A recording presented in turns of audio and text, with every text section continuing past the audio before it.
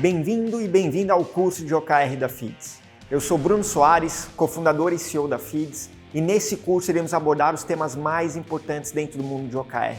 A história, como surgiu, como funciona, quem utiliza, o que é um objetivo, o que é o resultado-chave, como criar, os desdobramentos, as principais cerimônias e muito mais. Acompanhe esse curso até o final que eu tenho certeza que você vai gostar. Se você ainda não conhece a FIDS, acesse o nosso site www.fids.com.br e acesse o nosso blog também. Tem muitos conteúdos interessantes sobre o universo de gestão de pessoas, desde one-on-ones, feedbacks, avaliação de desempenho, OKR e muito mais.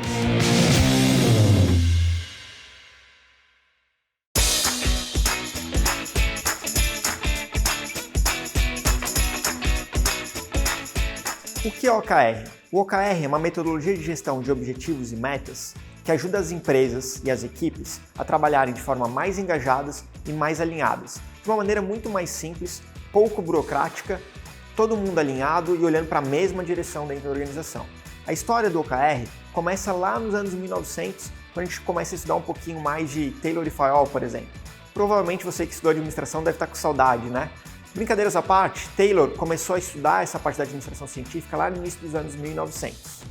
Depois, uma outra pessoa também muito conhecida no mundo de gestão, Peter Drucker, escreveu em 1954 um livro onde ele cita o MBO, Management by Objectives, onde ele começa a fundar dentro das organizações algumas estruturas e algumas técnicas para gerenciar objetivos e metas dentro das empresas. Anos mais tarde, uma pessoa muito famosa também no mundo de gestão de tecnologia, chamado Andy Grove, pegou todos esses conceitos, um pouco de Taylor, um pouco de Drucker, e começou a entender com mais profundidade quais seriam as melhores práticas para gerenciar objetivos e metas dentro da organização.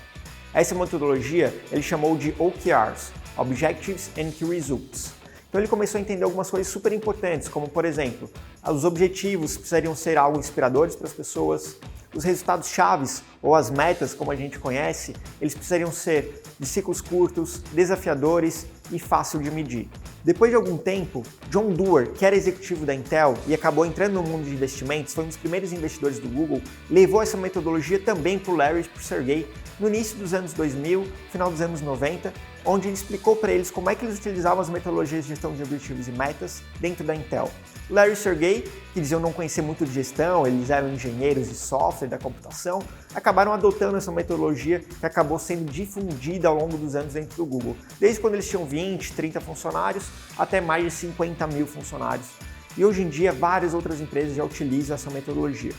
Um vídeo que acabou sendo muito difundido é de um colaborador do Google chamado Rick Clow, que em 2003 ele gravou um vídeo num anfiteatro lá do Google explicando como é que eles utilizavam essa metodologia OKR. Esse vídeo difundiu na internet, foi muito compartilhado e desde 2003 então teve um boom nas empresas de tecnologia e empresas de diversos setores que começaram a utilizar a metodologia OKR.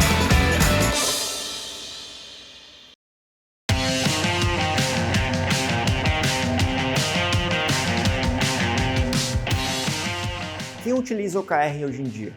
As melhores empresas do mundo, empresas como Amazon, Google, Netflix, Resultados Digitais, FIDS e muitas outras empresas. Se a gente reparar, muitas empresas migraram aquela metodologia antiga de gestão de objetivos e metas, que era burocrática, era cansativa, né? E vinha uma abordagem muito top-down, ou seja, era basicamente sempre de cima para baixo, onde o chefe vinha e falava o que precisava fazer, para uma abordagem mais dinâmica, menos burocrática, mais simples e muito orientada a resultados. Os benefícios do OKR são imensos. Ele torna o ambiente um pouco mais leve, ele é mais fácil, ele é muito ágil, ele é dinâmico, ele fornece uma troca entre os objetivos que vêm de cima e os objetivos que vêm da própria equipe. E uma coisa muito importante, ele provê foco. Como diz Michael Porter, estratégia é escolher o que não fazer.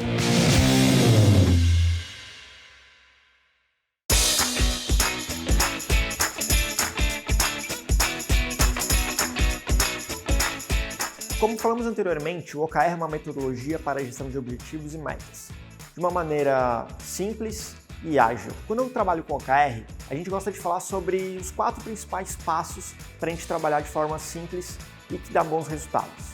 O primeiro passo é entender a estratégia da empresa e saber aonde nós vamos focar. O segundo passo é pensar grande e definir objetivos inspiradores para as nossas equipes. O terceiro passo é definir os resultados-chave, ou seja, as metas. Elas precisam ser desafiadoras e mensuráveis. E o quarto passo é a questão das cerimônias.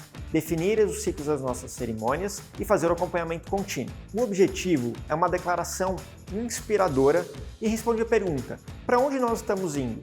Ele tem uma pegada mais qualitativa e ele tem que ser muito inspirador para as nossas equipes. Já o resultado-chave, ele tem uma outra pegada, muito mais de medir, muito mais de quantitativo. E ele responde a pergunta: estamos indo para lá?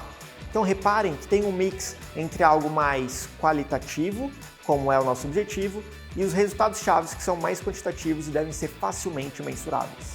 Como escrever um objetivo é simples, tem uma forma que vai nos ajudar. É o verbo, mais o que queremos alcançar e o impacto disso no nosso negócio. Como, por exemplo, ser a empresa com maior referência em engajamento de colaboradores no Brasil. Então eu tenho um verbo, o que a gente quer fazer, onde é que a gente quer chegar e o impacto disso no nosso negócio. Como escrever um resultado-chave também é simples. Tem uma forma que vai nos ajudar. O verbo, o que vai ser medido e a nossa meta. Então, por exemplo, eu quero alcançar 1000 novos clientes. Ou, por exemplo, aumentar a satisfação dos nossos clientes de uma nota de 50 para uma nota de 70, por exemplo. Exemplo de um OKR para uma empresa. Nos tornarmos referência em engajamento de colaboradores e dominarmos o mercado brasileiro. Exemplo de um resultado-chave, ter 1000 novos clientes. Exemplo de um resultado-chave número 2, por exemplo, aumentar a satisfação dos nossos clientes de 70 para 90. Um resultado-chave 3, atingir e alcançar e impactar a vida de mais de 100 mil pessoas. Agora um exemplo de um OKR de um time de marketing, por exemplo. Aumentar a geração de leads orgânicas de uma forma nunca vista antes. Primeiro resultado-chave, gerar mais de 1.500 leads orgânicos.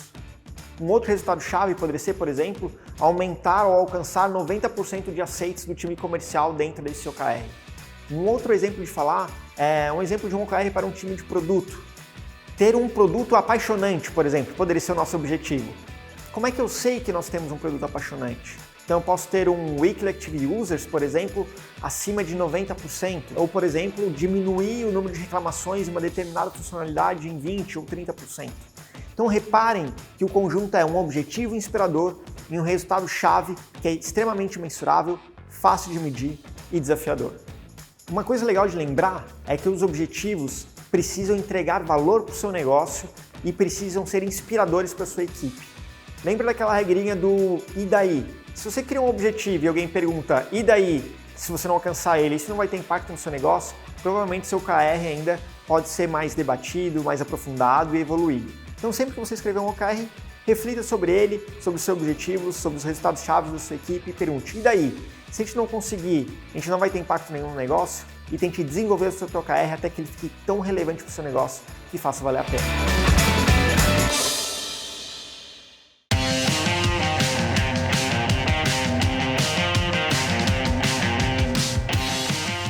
Como escrever bons resultados-chave? O primeiro ponto é deixarmos alinhado que o OKR não é uma ferramenta de gestão de projetos e não é uma ferramenta de gerenciamento de atividades. Ou seja, o resultado-chave não serve para medir esforço, ele não deve servir para gerenciar entregas de projetos, de atividades ou de outras tarefas. Uma segunda dica muito importante sobre os resultados-chave é utilizar a metodologia dos 5 porquês. Então, por exemplo, se a gente pergunta para alguém qual que vai ser o seu resultado-chave para o trimestre, a pessoa fala, Bruno, meu resultado-chave nesse trimestre vai ser escrever 4 artigos para o blog. Eu vou perguntar, mas por que escrever 4 artigos? Ah, porque a gente quer gerar mais conteúdo. Mas por que é importante gerar conteúdo? Ah, porque isso aumenta a nossa visibilidade na pesquisa do Google. Mas por que aparecer no Google é tão importante? Porque isso aumenta o tráfego do nosso blog. Então, esse é o resultado-chave. Aumentar o tráfego do nosso blog. E não escrever os 4 artigos para o blog. Porque escrever os 4 artigos para o blog são as iniciativas, são as tarefas. Mas talvez isso não seja a maneira mais adequada e mais eficiente de atingir o resultado para aumentar o tráfego no seu blog. Você pode atualizar de uma maneira diferente, você pode escrever um super artigo que vai acabar trazendo muito mais gente para esse seu blog, então não necessariamente a gente precisa estar amarrado a essas iniciativas. A terceira dica que é muito importante é entender a diferença entre os tipos de indicadores. Nós temos os Lead Indicators e nós temos os Lag Indicators. Os Lead Indicators, eles nos indicam coisas que estão na nossa mão, que basicamente só dependem da gente, e eles fazem parte normalmente para medir algo de esforço. Os Lagging Indicators, né, seria uma tradução para indicadores atrasados, eles mostram o resultado de algo que a gente já fez no passado. São exemplos de Lead Indicators, por exemplo, número de ligações, número de atendimento aos clientes, qualquer ação que dependa basicamente só de você e da sua equipe que está na sua mão. Se a gente fosse trazer para a vida pessoal, seria, por exemplo, um Lead Indicator poderia ser correr 5 km ou correr 10 km por semana, por exemplo. Os Lagging Indicators são indicadores dos resultados que você fez baseado em ações no passado, como, por exemplo, o seu indicador de churn, de nota de satisfação do cliente, ou, por exemplo, perder 10 quilos nesse trimestre. Ou seja, você usou a corrida para perder esses 10 quilos, mas o que mostra o resultado de fato da sua corrida é o seu Lagging Indicator, por exemplo, seria o seu peso. No nosso mundo dos negócios, dependendo do seu negócio, pode ser, como eu comentei, churn, NPS, entre outras métricas que a gente acompanha depois de um tempo fazendo algumas ações. O ideal, pessoal, quando a gente fala de resultado-chave e entendendo essa diferença dos indicadores, é trabalharmos sempre com os Lagging Indicators, porque eles são, no fundo, os indicadores que a gente conseguiu mover algo, que a gente conseguiu gerar algum resultado para o nosso negócio.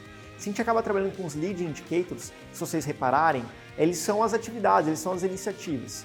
Então a ideia é sempre a gente olhar para o resultado e não para o esforço daquela atividade.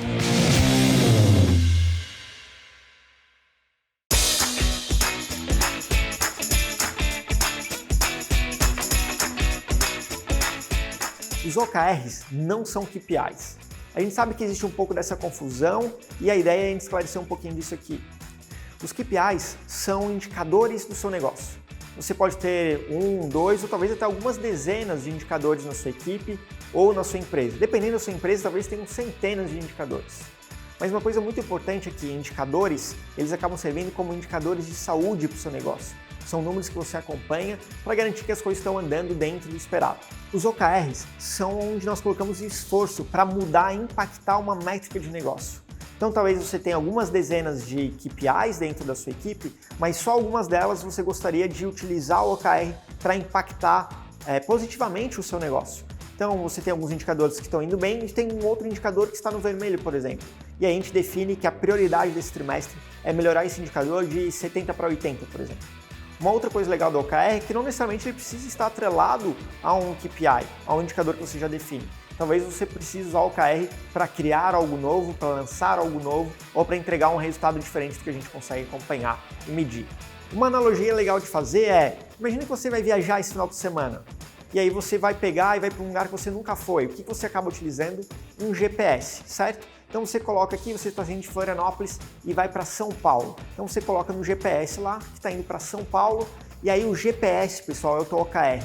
Né? Se você tinha um sonho grande, inspirador, de conhecer São Paulo, e aí o trajeto, o quilômetro rodado e tudo mais, são os teus KRs que vão te mostrando se você está indo para o caminho certo. Todo o seu painel do carro, que mostra combustível, velocidade e os demais indicadores, são os teus KPIs, ou seja, tem uma série de indicadores ali que garantem a saúde do seu veículo. Então, não é o teu foco garantir que a gasolina está ok e que não vai pegar fogo e que tem óleo dentro do carro. O teu foco é ir para São Paulo, mas mesmo assim é importante você continuar acompanhando os indicadores do carro para garantir que está tudo ok. Um exemplo mais prático da diferença entre o OKR e um KPI é, por exemplo, eu tenho um OKR que é aumentar a taxa de conversão do nosso site para solicitações de demonstração. Meu KPI é acesso ao site. Então reparem que o OKR é onde a gente coloca energia, onde a gente vai dar foco para mexer em alguma métrica de negócio e o KPI é um indicador onde a gente acaba acompanhando isso. Uma outra coisa legal de falar é que seus indicadores, eles podem permanecer o ano inteiro você acompanhando os mesmos indicadores, enquanto os OKRs provavelmente vão mudar trimestre a trimestre, que é onde você vai colocar foco para melhorar um desses indicadores ou criar algo novo.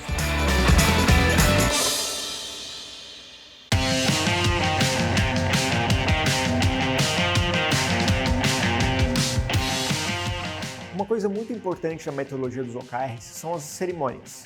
A gente tem basicamente 3 tipos de cerimônias. A primeira é a cerimônia de abertura do ciclo, onde a gente define os OKRs e fazemos os principais alinhamentos do trimestre. A segunda cerimônia são as reuniões de check-in, ou seja, as reuniões de acompanhamento que acontecem com frequência e de forma consistente para a gente acompanhar os indicadores, acompanhar os nossos resultados-chave e garantir que está tudo ok. E a terceira cerimônia é o de fechamento do ciclo, onde a gente faz a apuração e os resultados entregues dentro desse trimestre. A primeira cerimônia que nós vamos falar aqui, então, é de abertura de ciclo, é onde a gente começa a definir os objetivos. Como é que funciona na prática?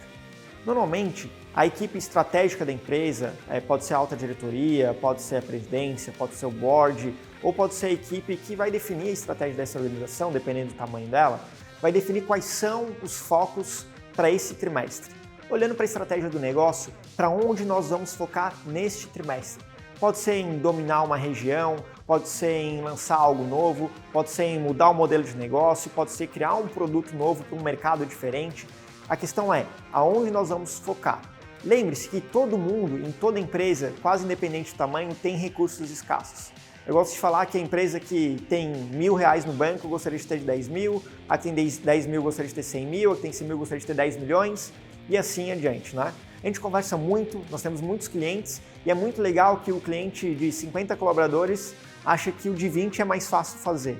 Eu tenho clientes que têm 500 colaboradores, olha para o de 50 e fala, olha, com 50 seria muito fácil. A gente tem clientes com 5 mil colaboradores e fala, olha, se eu tivesse 1.000 teria sido muito mais fácil. Então reparem que todo mundo tem desafio e todos têm recursos escassos, então por isso que é muito importante, pessoal, focar. Então a gente começa junto com essa equipe estratégica definindo o nosso foco e como é que a gente vai desdobrar essa estratégia da empresa nos OKRs. Então as equipes começam a definir, por exemplo, a alta diretoria, depois as diretorias de cada área, por exemplo, como a diretoria de marketing, comercial, sucesso do cliente e produto, alinhados com essa estratégia da empresa, definem os seus principais OKRs. Daí em diante, a gente divulga esses OKRs para todo mundo da empresa e dá um período para as equipes olharem para esses OKRs e definirem o que elas imaginam de objetivos e resultados chaves para a sua equipe conseguir alcançar, desde que esteja alinhado com os OKRs. Essa distribuição a gente chama de desdobramento. Lembra, eu sei que tem uma palavra que é muito conhecida que é o cascateamento de metas. A gente utiliza muito mais a palavra desdobramento dentro da metodologia OKR, porque ela não é cascateada, ou seja, ela não é simplesmente de cima para baixo. É importante sim que tenha alguns objetivos, alguns resultados chaves que venham de cima para baixo, mas é muito importante que as equipes possam analisar os OKRs da diretoria, os OKRs estratégicos da empresa e sugerir e propor alguns OKRs e alinhem com as suas diretorias ou com as suas equipes quais serão os objetivos que a gente vai focar nesse trimestre.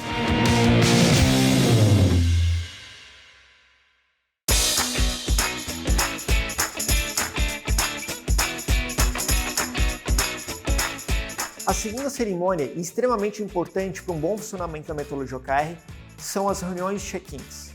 As reuniões de check-ins são as reuniões de apuração dos objetivos e dos resultados chaves de toda a empresa. Basicamente, eles devem acontecer com uma frequência definida e com muita consistência. A frequência vai depender do tamanho da sua equipe, por exemplo. A gente, dentro da Feeds, a gente acompanha semanalmente, ou seja, todas as equipes apuram e analisam os resultados atingidos semanalmente. Toda segunda-feira, os gestores com as suas equipes definem e alinham os seus OKRs atingidos e a gente faz uma apresentação para a empresa inteira. Mas isso vai depender muito do tamanho do seu negócio e do tamanho da sua equipe. Então, é muito comum as empresas fazerem quinzenalmente e, dependendo do porte, até mensalmente. Porque a gente sabe que tem alguns modelos de negócio em que demoram muito para a gente alcançar alguns resultados. Áreas financeiras, por exemplo, áreas industriais, a gente sabe que pode acontecer de acompanhar com uma frequência um pouco menor, de forma mais espaçada. Mas lembre-se uma coisa, quanto mais frequente você acompanhar, a chance de ser mais preciso e de alcançar bons resultados é ainda melhor. O que a gente recomenda é não deixar mais de 15 dias. Se seu negócio tiver alguma exceção, deixe que aquele objetivo ou aquela exceção acabe sendo apurada uma vez por mês. Mas a cada 15 dias ou uma vez por semana é um período super legal para a gente acompanhar com mais frequência, acompanhar de perto e aí sim a gente conseguir aplicar práticas e iniciativas de forma muito mais tática, porque quanto mais frequente a gente acompanha, mais guiado por dados nós seremos e melhores resultados a gente tende a alcançar.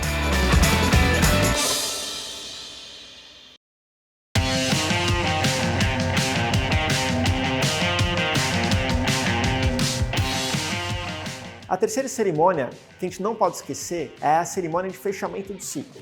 É onde nós fazemos a apuração dos dados, a apuração de todos os OKRs da empresa e apresentamos essas informações. Um outro ponto muito importante é a reunião de lições aprendidas. O que nós fizemos bem, onde nós erramos e o que a gente pode melhorar para o próximo trimestre. Lembre-se que o OKR tem muito ligado a uma cultura de crescimento acelerado. Então, quanto mais a gente conseguir tirar proveito disso, aprender e evoluir, melhor será o nosso próximo trimestre. Provavelmente a gente vai crescer mais, atingindo melhores resultados.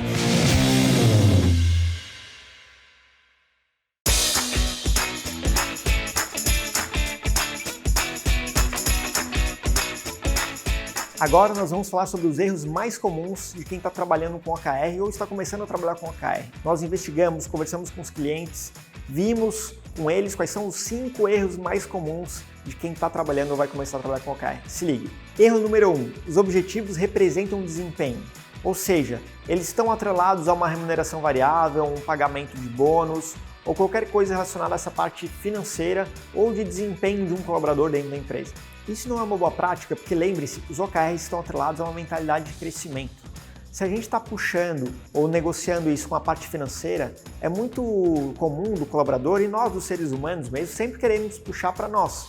Então, se a gente tem uma meta, por exemplo, em que se o Bruno bater a meta ele vai ganhar uma bonificação, eu vou querer sempre puxar essa meta para baixo, porque precisa ser mais fácil possível para que eu consiga colocar essa remuneração no meu bolso no final do trimestre, no final do ano, por exemplo. Enquanto o mais importante para a equipe e talvez para a empresa seja que essa meta fosse mais alta, porque isso significaria um crescimento maior, um melhor resultado da empresa. O Goldratt, o israelense, ele tem uma frase que combina muito com isso. Ele diz: "Diga-me como me medes e direi como me comportarei." Então, basicamente é isso. Se a gente vai medir, se a gente vai avaliar o desempenho de alguém pelo OKR, ele vai se comportar como se o OKR não fosse uma metodologia para crescimento, uma metodologia para atingir grandes impactos do negócio. E sim, uma metodologia para bater meta e linkar com uma remuneração variável, então ele vai tentar sempre puxar esse número para baixo. Então esse é um dos primeiros erros mais comuns de quem começa a implantar a metodologia OKR dentro das empresas. O segundo erro mais comum é confundir os resultados chaves com atividades ou tarefas. Vamos lembrar que o OKR serve para medir resultado, impacto no negócio e não esforço. Então lembra que a gente falou dos indicadores, de lagging e lead indicators? Então a gente tem que lembrar que ligar para cliente, escrever relatório, postar no blog, fazer um evento, entregar alguma coisa que depende só de você, não é um bom resultado-chave. Um bom resultado-chave ele está linkado muito com os lagging indicators, ou seja, os indicadores de resultado, como por exemplo, aumentar uma nota de satisfação, aumentar a receita da empresa, melhorar o EBITDA, entre outros indicadores como o NPS, por exemplo. Ou seja, são indicadores ou são resultados chaves de resultado de impacto no nosso negócio e não atividades que dependem de uma ou outra pessoa conseguir fazer de forma sozinha ou com um pouco de esforço daquela equipe. Para resumir, o OKR não deve ser utilizado para medir esforço e sim resultado no seu negócio. O terceiro erro mais comum são quando os objetivos são definidos totalmente pelos diretores, pela chefia, numa abordagem top-down. Então é importante a gente lembrar que na metodologia OKR precisa ter uma mescla entre objetivos que vêm de cima, vamos dizer assim, nessa abordagem mais top-down, mas precisa vir muita coisa de baixo também, nessa abordagem que a gente chama de bottom-up. Alguns dizem 50-50, outros dizem 60% de cima e 40% de baixo. O mais importante, pessoal, é que a equipe precisa estar alinhada e engajada o suficiente para entender os desafios do negócio da empresa e fazer algumas propostas, algumas sugestões de objetivos e resultados chaves que estejam alinhados com o negócio e com o momento do negócio. Então é muito importante também a gente fazer esse link, né? Se eu me reporto, por exemplo, para a diretoria comercial, é importante que a minha equipe se alinhe com o diretor comercial para entender se as nossas proposições combinam com a estratégia da empresa, com o foco da empresa. A gente faz esse que a gente pode chamar de catch-ball, ou seja, é um vai e vem ali para a gente fazer os ajustes finos dos objetivos e dos resultados chaves até que fique totalmente alinhado. O importante, pessoal, é que a equipe tenha alinhamento e engajamento suficiente para que a equipe consiga propor objetivos e resultados chaves para a sua própria equipe. O quarto erro que assombra qualquer metodologia de gestão de objetivos e metas, a gente não poderia esquecer aqui. O famoso set it and forget it, ou seja, a gente definiu o objetivo, a gente definiu os resultados chaves e a gente esqueceu ele lá numa planilha ou num sistema que a gente nunca utiliza e acaba não acompanhando esses indicadores. Então é muito importante, pessoal, lembrar das reuniões de check-in. É isso que vai fazer uma diferença tremenda no seu negócio ou na sua equipe, que é acompanhar com uma frequência e de forma consistente todos os OKRs da sua equipe e, quem sabe, os OKRs da sua empresa também.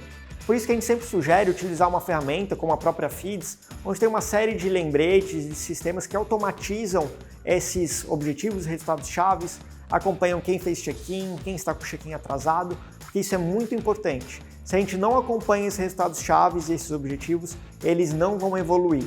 Então, não esqueça do erro número 4, que é esquecer esses objetivos. Lembra de ser frequente e consistente no acompanhamento desses objetivos e resultados chaves. O quinto erro mais comum é não focar.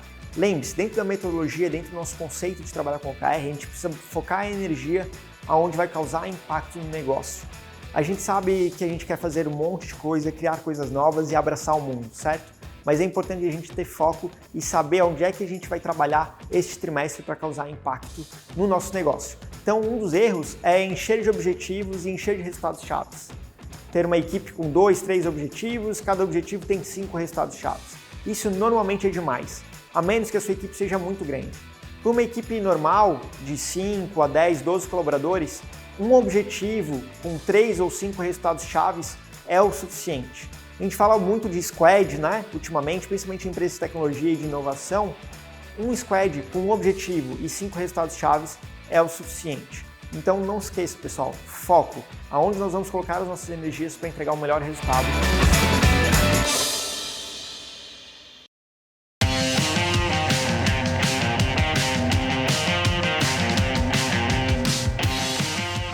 Pessoal, chegamos ao final do nosso curso de OKR e espero que você tenha gostado, tenha curtido e tenha aprendido muito com o nosso curso.